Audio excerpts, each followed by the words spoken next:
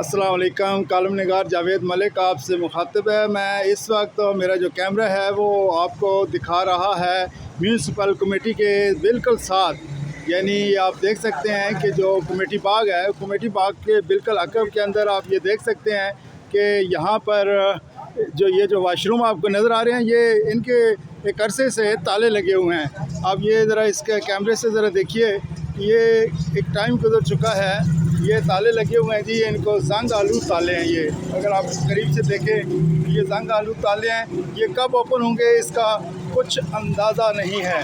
अगर आप ये दूसरी साइड पे देखें तो यहाँ काफ़ी सारी जगह मौजूद है। यहाँ पर अगर 5 से 10 वाशरूम बना दिए जाएं तो बहुत ज़्यादा शहरियों को फ़ायदा हो सकता है।